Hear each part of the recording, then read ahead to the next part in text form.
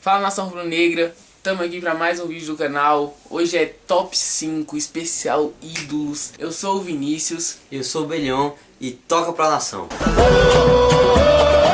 Eu sou o olha o pé, levantou, mandou o Angelim.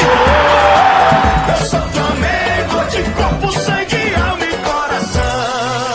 E abrindo aqui o nosso ranking, em quinto lugar a gente tem o Carlinhos Violino, cara, que ele fez 567 jogos com a camisa do Flamengo como profissional. Ele ficou 11 anos, né, jogando com a camisa do Flamengo. Começou em 1958 e encerrou sua carreira em 1969. E ele foi muito importante, foi fundamental no Flamengo, porque ele começou a ser técnico, né, fez 313 partidas como técnico. Teve sua carreira, 17 anos dela como técnico, né, começou em 83 como tapa-buracos. Dirigiu o Flamengo, na época que o Flamengo foi campeão brasileiro em 83, só que ele não foi o técnico do título, ele só serviu de tampa-buraco ali no começo. Foi campeão brasileiro em 1987, sendo o primeiro negro a ser campeão brasileiro, e foi campeão em 92, né? Até que o Flamengo era desacreditado a ganhar o título brasileiro, né? E ele foi o último técnico a ganhar uma competição internacional com o Flamengo, né? A Copa Mercosul de 99. E também tem uma história curiosa dele, que quando ele foi pendurar a chuteira, quando ele foi parar,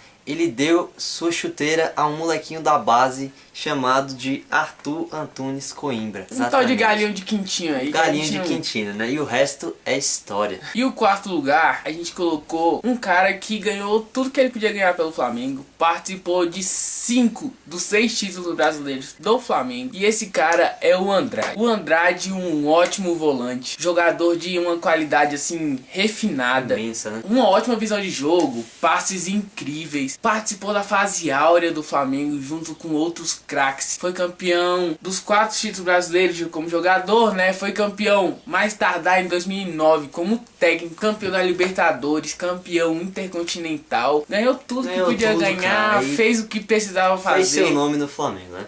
Não tinha como deixar esse cara de fora. O cara que ganhou também os 3 campeonatos cariocas seguidos, né? Nessa fase áurea do Flamengo. Então o cara ganhou tudo que ele podia ganhar pelo Flamengo. Fez história e aí. É isso, né? Simples. Em terceiro lugar, a gente tem nada mais, nada menos que o ídolo do Zico. O cara que fez o Zico gostar de futebol. Dida. O Dida, que teve sua carreira, só fez 9 anos, né, de carreira. Não foi uma carreira longa e tal, mas foram 9 anos de carreira. Foi o maior artilheiro antes da era Zico, né? Fez 257 gols com a camisa do Flamengo, né? Em 364 jogos com a camisa do Mengão. E ele ficou entre 54 e 63 e foi tricampeão carioca juntamente com o Carlinhos Violino. E ele também deu lugar a nada mais nada menos que o Pelé na Copa de 58, onde ele era o titular, porém ele se machucou, né? Chegou a jogar só o primeiro jogo da Copa e ele deu lugar ao Pelé. E aí deu no que deu, né? É esse carinha aí que depois ia fazer história. E em segundo lugar está o cara que, se não existisse o Zico, com certeza seria o maior ídolo da história do Flamengo. Disparado. Júnior. Maestro Júnior. Júnior Capacete para os mais íntimos. Cara super inteligente. Um extracampo espetacular, né? Tal. Hoje comentarista da Globo. Mas antes disso, ele foi 4 vezes campeão brasileiro pelo Flamengo. Campeão do Intercontinental. Campeão da Libertadores. O cara jogava em toda posição possível no campo, ele dominava tudo, era lateral esquerdo, era lateral direito, era volante, era meio campo, o cara era ambidestro, pensava um jogo de uma forma fenomenal, era maestro. Então Júnior é simplesmente espetacular. Ele ganhou os 3 títulos brasileiros, né, pelo Flamengo, depois foi transferido porque o Flamengo estava precisando de dinheiro, rejeitou o Real Madrid, tinha rejeitado o Real Madrid antes, né, falou que o o Flamengo era onde ele queria ficar naquele momento, mas depois o Flamengo precisou de dinheiro, conversou com o Júnior, ele falou assim que aceitava ser transferido para ajudar o time, se transferiu. Mais tardar, com uma conversinha com o filho dele